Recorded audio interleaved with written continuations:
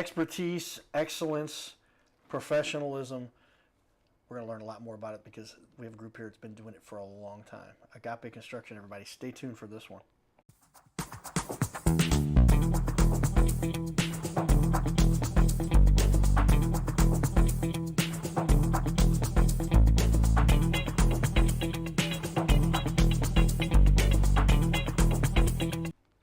Welcome back, everyone, to Your Little Castle Show.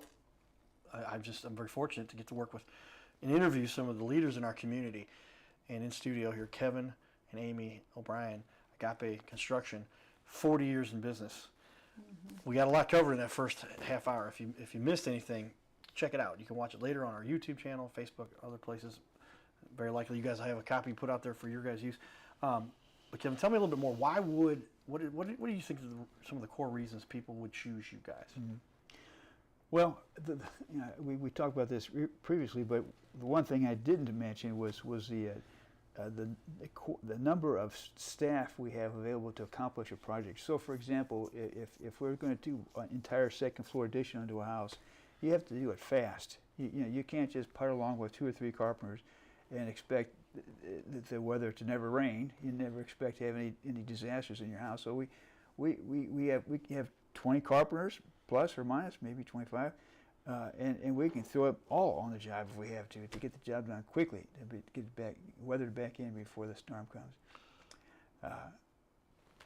That's a key, because gosh, if you don't have the resources, the employees, the manpower, they say, to do that, then projects can put on hold, and that could cost everybody. What was your question again? Another good reason that people would choose you guys? I think another good reason is that we have a project manager that's over every single project, and they have a weekly meeting with the client. So the client knows every Thursday morning at 10 o'clock they can bring their questions there. Okay. There's always a good dialogue, open communication, and if something happens, because we've got 50-ish employees, if something happens with somebody else will step in. Yeah, so there's a dedicated project manager for each project. Right. Yeah, same guy who's going to be on the job from day one to day end. And even though the different trades will be in and out, it'll be the same person who's always there to answer questions, to oversee quality work, and make sure the job's moving along. Very important. Okay, with that in mind, tell me, what's the biggest mistake consumers make when some of your clients, prospects, they say, okay, but, and then where do they make a mistake? And you said, you gave me a good answer. I hadn't heard that one before, but. Well, one mistake is they choose, they're making decisions on price. You just can't look at price, you have to look at value. Look at the big picture. And in our case, we've been around 40 years. We have an extended warranty program. We are there to handle issues that you might have. But the other value we bring is the on-staff designers, on-staff carpenters. We self-perform, and what was the third thing? I wanted to say too, with the staff of interior designers, 4 or 5 interior designers, every project, depending on the scope of it, will have X number of hours for selection, and the interior designer will help them so that when your project's done, it does look like a magazine. Yeah. Just us, even when we built our new house, I used a designer to help me get what I was looking for. They can help you finish it well so it really looks good and just sings at the end of the project. Mm-hmm. Yeah. And a lot of smaller companies don't have that. Gotcha. It's just something we provide. That's part of the contract. Included, yeah. That's part of what you get. And another part of our pregame discussion we talked about a little bit was people have a tough time making decisions, and that slows the process down. How does that impact a job? Yeah. Boy, if they can't make decisions, it just slows the job down to a crawl. In fact, that's one of the tasks of the designer is to walk with the customer to the supplier, to the vendor, and make the selections on site. And get that recorded and get it ordered. If that's not done in a timely manner, the job just drags, and it costs everybody more money, more time. Amy, you've seen that be a problem? Yeah. And they'll be fussing at the company. It's like, but we couldn't paint because you didn't pick your paint colors, and that slows the finish of the project. Yeah. Each job gets a job book, and in the book there's an Excel sheet that shows exactly what they need to select every single week. So it's laid out for people really well, and they're talked through. Yeah. But in today's economy with online, there's so many options that people very often struggle to make decisions. Yeah. So what we'll do, Carter, is when we start the job, we have a pre-construction meeting with a project manager, and the salesperson hands it off. And the project manager will give the customer a schedule. What's going to happen every week of the job, from the day it starts to the day it ends, and we're very, very close on that schedule. And unless they start adding on scope creep. right. While you're here, could you add on a mudroom? While you're here, Scope creep, I like that. Yeah. well, and it's good. I mean, you're changing the already scope. tearing up the house. You might as well do it. But Well, we revise the schedule at that point, so they always know what to expect, when to expect it, and they're meeting weekly with the project manager. They're getting updates, but that helps them to decide when do we need to get the moving company, when do we have to move out of the house, or when can we have the kitchen back, or just so they can make decisions. Well, okay, yeah. It's nice to have an outline. I do it myself. My mom's like, if you're going to do a show, you better out in detail and get everything documented as far as what you want to cover, because it's just as soon as you skip an important step, especially when you're building something, holy cow, you can create a whole lot of myriad of problems because you don't have everything. you know, I don't know if we've discussed with you just the kind of different projects that Agape does. I think we're best suited maybe for larger remodel projects like a second-story addition. But we also do historic remodels.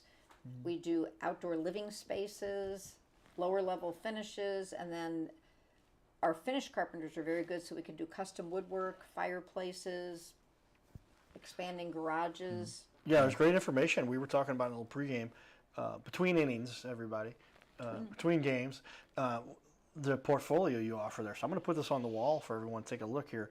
But so on the wall, everybody sees your website. But yeah, go over with me a little bit. I go under portfolio, and I can see you have a long list of options here.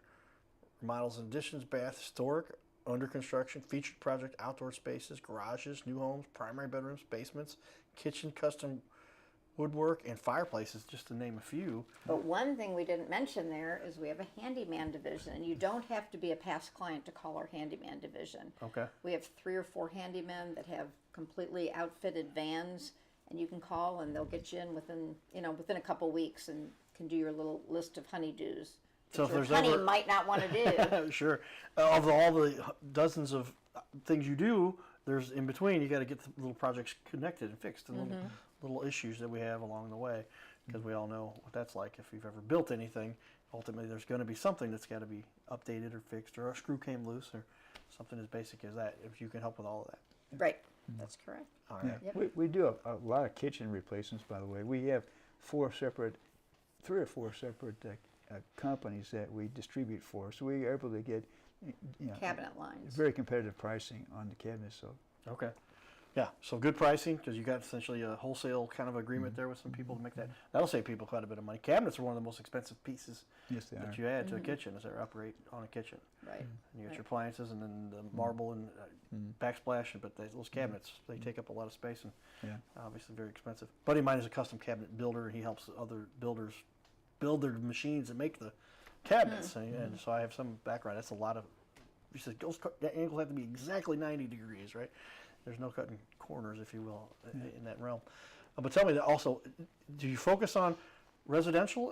Do you do a little commercial, or how would you say you're? Yeah, we're primarily residential. We built our own office building, and we've done a few one-off things for clients that we knew personally, but it's primarily residential. And we used to, in the early days, we did half our business was new homes and half was remodel. And again, when the recession hit, we just quit buying land and quit taking that risk, so to speak. Yeah. So A little bit more to it, and residential, just kind of give that satisfaction you're dealing with the homeowner. Yeah, yeah. And get to enjoy helping But them. but what that left us with, this is a deep knowledge base of how a house is built, house science. That really helps us with our remodeling. Okay, these are all important things you should take note of, because when you're dealing with residential, obviously this is their livelihood. This is the most valuable asset. With that in mind, tell me a time when you guys have had a client that you felt you really had to help somebody go out on a limb a little bit. Maybe they'd been left out on a limb, if you will, by another contractor who didn't come through, or you walked into a situation that was not completed and they were left with a lot of work to be done. That's a pretty regular call we get from people. Save me from a contractor call where they hired someone based on most likely the cheapest price, and he didn't perform, or they went out of business, or whatever the issue is, and they called us to kind of a hat in hand, a little embarrassed, we're a little sheepish, but we should have hired you guys to begin with. Very often the case. Yeah. Amy, have you seen that before? You're going, I have. You know what I'm really remembering, though, we haven't spoken about this, and this is not to pat ourselves on the back, but we do set aside a percentage of our net income every year to give away to charity. And for example, it's been probably 20 years ago, we had a carpenter that worked for us, and he left, and his wife was pregnant with a sixth child. He died in a one-car accident. And Kevin and a couple of the other subcontractors who were working with her at the hospital, and she's like, he can't die, he can't, and he did die. And they just, God laid it on their heart to build him that house. He had some land, and Well, they were living in a trailer, a mobile home, 6 kids, and it was a very difficult situation. And they had a dream, and God laid it on our heart to fulfill that dream for Sherry, and he made a way for it to happen. So Agape ran that project, and they just, what they did is the carpenters took off every Friday from whatever job they were working on. They dedicated that to working at this house they were building for her, and we put a big sign on the property that said, "This is the house that God built," because only by God's money coming in and people donating different skills was that going to get done. And she got the keys a week before Christmas to her new home, completely paid for, and she still lives in it today. I think I recall this. There was some discussion about this, or maybe I drove by. Where was that located at? What part of town? Fenton. Fenton. Yeah, because I grew up in Fenton. I think I've seen that. Visiting Mom. I went to see Mom last night. Watched some baseball. 18 innings, everybody. That was crazy. But yeah, there's lots of good causes like that. And I recall seeing that.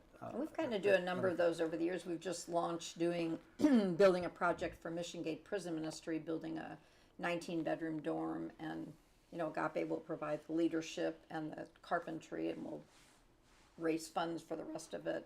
But we do believe in giving back to the community as well. That's kind of Community's blessed us, so we want to bless the community and be an honor to God. right. And that's the way it works. It seems I didn't realize this when I started helping kids, working at kids at hospitals and schools. All of a sudden, a lot of things started going my way, and it's just kind of the way the system works, right? God made it that way. Well, tell me, what is a big challenge as business owners? You talked about 2008. Was that the biggest challenge you dealt with? Give me an example of a challenge, because we learn from those challenges.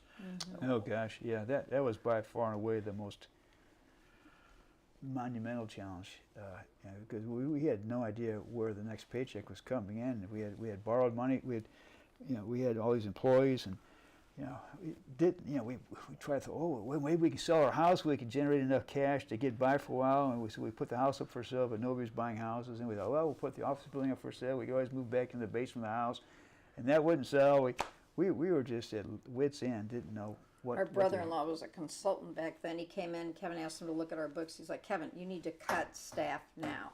So we had to cut. We had 30 employees at the time. We had to cut 15 in about 6 weeks. I didn't sleep for 6 weeks. I just felt terrible. All these people had done a good job, but the lights would have gone off permanently had we not done that. That was a tough time. But you made it through that, and obviously that was one of the toughest. We all are very familiar with that time. It's when InBev laid everybody came in and bought out AB, and I was there December 15th, second floor, Sunset Hills. I knew when I was in the afternoon that I had a master's degree, so they were paying me too much according to the pay scale that InBev had laid out. And so I got my severance package and then continued on to and if it hadn't worked out the way I had, then I could be disappointed. But God has a plan, right? We talked about that. God has a plan. So then lots we've covered there, but let's go back and do a little bit more of the fun we do in the community. I've got another gentleman who served in our military that we met outside patios, and talk to him for a minute and see what's going on in the world for some of our Cardinals fans. Everybody, take a listen here.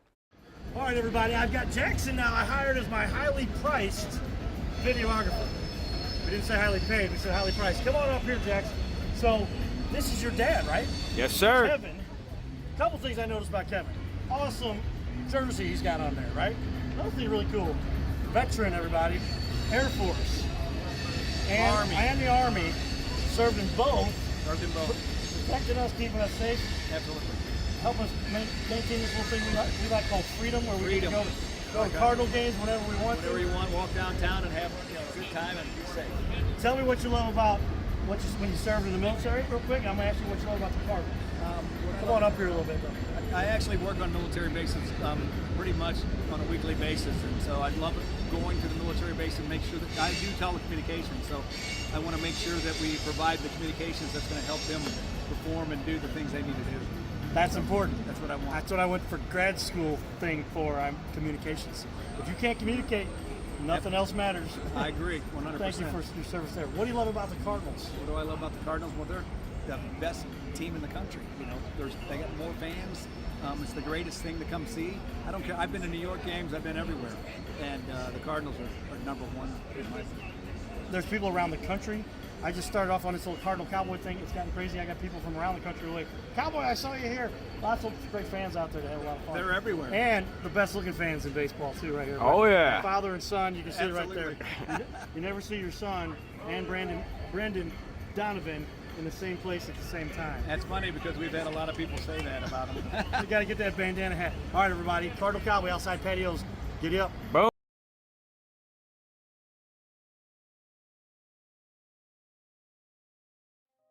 His name is Carter Rethwich, but in St. Louis, he's known as the Cardinal Cowboy. He's a well-known fixture in the stands at sporting events in the Gateway City. He's one of its greatest cheerleaders, a super fan like no other.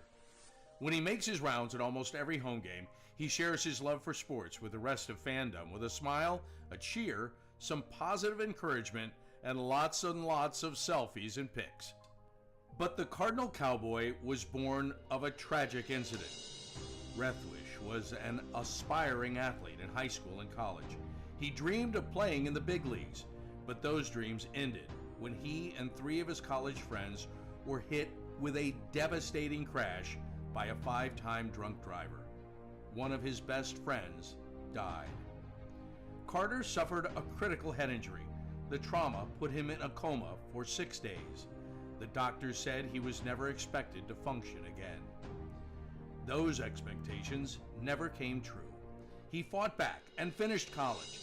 He was determined to prove the doctors wrong. Among other inspirations, it was his love of baseball that kept him going. And from his near-death experience, the Cardinal Cowboy emerged. His goal in life became to inspire others with positivity despite the odds, to help people believe in themselves and achieve their dreams. So after my coma, I realized that it was up to me if I was going to accomplish my goals, if I was going to reach my dreams. Despite what the naysayers would say, the people that were discouraging me, like they do everyone, it's up to me if I'm going to make it. Don't listen to the naysayers. It's up to you. You decide whether you're going to succeed, whether you're going to reach your goals. Dream, and then always, always chase your dreams. Never give up. Giddy up.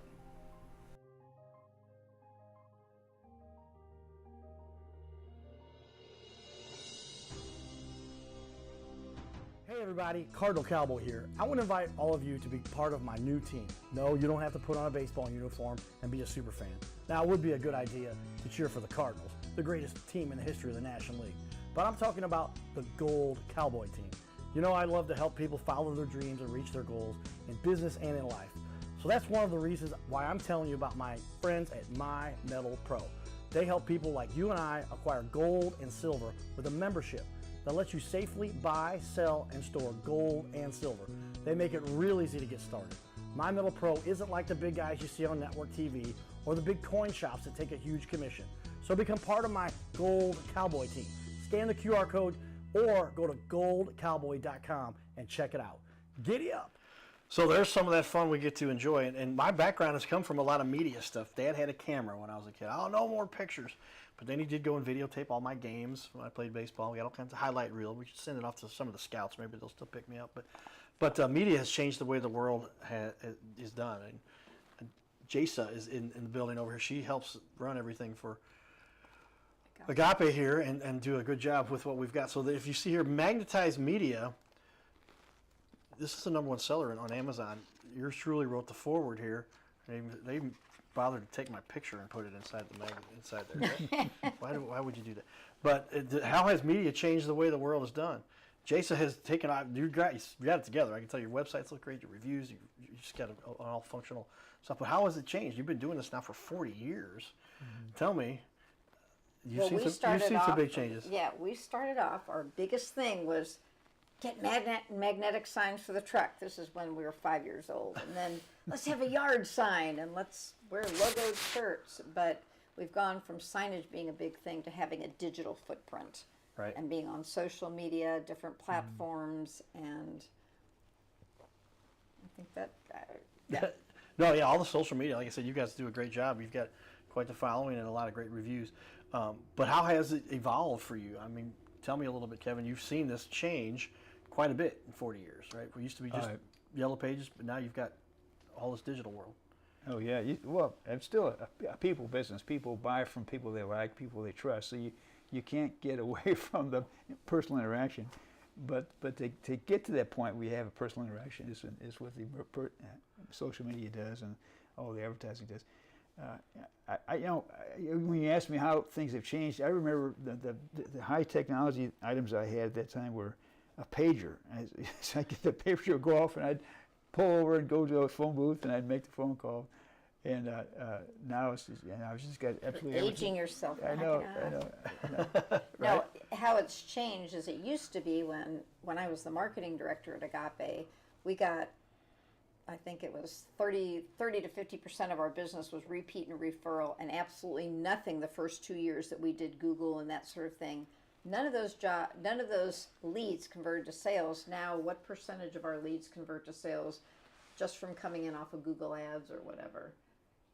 About 50%. 50%, yeah. People believe the internet. They believe Google and stuff, and that's just a change that's happened in the last 10 years or so. Yeah, that has been, that's what I've kind of, my background has come from. It's taken over. I decided, I wrote my master's thesis called The Internet back in 1994. I started, and I was just like, what's that going to be? 95, I graduated in 98 from Webster with that. And it's just this internet thing might catch on. Lucky guess, right? But it seems these days you can't evade that. The Right. internet is just taking over, and if you're not on top of it, you don't have an expert like Jasa in the house, you're going to struggle, and you've got to figure this thing out. And that's where we try to help people say, hey, at least put yourself out there on a high-quality video where people get to know who you are, and before they make a decision, whether that's $200, $2,000, or $180,000. Well, and even if somebody meets with several different companies, then they'll go back and they'll check their Facebook page or check their website. If they don't have a website, they're like, wait a minute, is this a legit company? I mean, you're expected to have that now. Yeah, I know. It's shocking to me that some businesses still don't have websites. It's like, how do you stay alive? And we've had a couple clients where they came in and we talked for a minute. I said, hold on, let me put together a website for you relatively quickly. I'm a techie nerd and we can do those quickly. Templated stuff now, but then it's all that goes into that behind the scenes, and then everything that ties into that, your social media, and it's just changed the way the game is played. Is that for sure? I can imagine by now people are going, okay, these guys are awesome. How do we get started? Tell me the process for somebody if they want to hire you guys. Well, the easiest thing would be go to our website and click the consultation tab. I'll put that up on the screen for everyone. It's just contact and then consultation. Or you can simply call the office, and Jennifer will answer the phone, and she will schedule an appointment with one of our sales consultants or project consultants. That really looked good. And you do have two showrooms that shows down here. We talked about that a little bit too. One in Kirkwood, one in Chesterfield. Yes. And that helps with the process. So absolutely. Yeah, we opened the Chesterfield office up because we had so many of our vendors were located in that area. You know, we from countertops to plumbing fixtures to flooring, and you're just literally blocks away. So we thought, let's be there to make it simple and easier for our clients. And we call that the Chesterfield Design Center. So they meet very often. They'll meet our interior designers there, and there's a lot of products in house too that they can look at. Okay, yeah. Just more convenient for the client. Yeah, you really get a sample there of everything that you offer, and they can see it hands-on live. Right, and if not, they can go to another vendor very close by. Okay, and it makes the process. So then after they've kind of made the decision, you will then put together a proposal for them. You get the designers involved. Yeah, well, the first call is complimentary. Obviously, they would come and they ask you, find out what it is you need and want, and what your budget is, and what we can do to meet that budget. And if at that point you want to proceed with a design, we ask you to enter a design agreement with us, and that's a nominal fee. It's around 2.25% of the projected construction cost. So it might be $200, $500, $1,000, but we want you to invest something. If we're going to invest our time and pull our architect in and come up with designs, and that's some work. The Revit designers will come up with 3Ds, so you can actually get your project. Like, well, we're thinking about adding expanding our kitchen, adding a mudroom. It's hard to visualize what we'll put it in 3D for you, and we'll show you. We'll walk you through exactly what your house will look like if you do this addition. So it's really helpful for people that can't visualize what something's going to become. Yeah, I can imagine now that they put a little skin in the game per se, because now there's some actual Correct. work is being done, and so there's Correct. resources being used. You want to make sure that people are serious Yeah. about Right, what they're doing. right. Yeah. And then, I will say the fee that we charge is 2.25%, which is a fraction of what an architectural firm would charge. They typically charge 6 or maybe 7% for their fees, and so we are a lot less expensive, and we give you more information. We give you fixed, firm prices at the end of our process. And on the bigger projects, they'll start off with, let's say you're doing a $200,000 addition. They'll start off with, let's say, a $1,500 design agreement, and then you'll move to phase 2. So you got to decide, okay, wait, do I really want to work with Agape? Are these people, are they helping me helping visualize the dream that I had in mind? So it's stepped all the way along.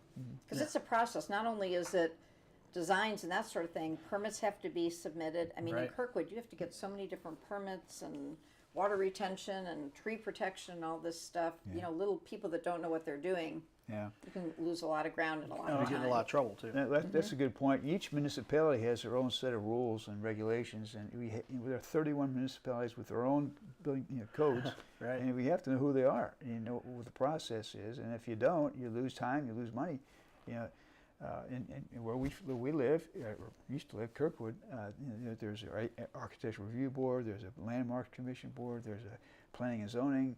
It's just a number of reviews you go through, and if you don't know what you're doing. I will say Agape Construction works in the St. Louis metro area, but not in Illinois. Okay. And we also work a little bit in Jefferson County and St. Charles County, but primarily St. Louis City and St. Louis Yeah, County. we don't cross the Mississippi, but we do cross Missouri. Okay, you'll come out to St. Charles a little bit. That's How right. far west do you normally go? Lake St. Louis. Yeah. Okay. Yeah, pretty far out there. From Wentzville, maybe? Yeah. Penny? Yeah. That's a big area. So that's the process. And then they go through that spreadsheet you talked about. That's pretty detailed with regard to that. Now they've made a decision, they've invested a little bit, they've put together the plan, the architecture designs are being made, and then it's a process of how do they implement the whole strategy. And I guess that varies based on the job, depending on what you've got going on, because sometimes you've got heavy lifting, sometimes it's a little simpler project, but they've got a schedule they can count on, and then But they're given a binder with the schedule, and they can put all the Yeah. different things, the information they're given in that, so they can keep track of everything. Right, There's right. a lot of pieces to a Yeah. big project.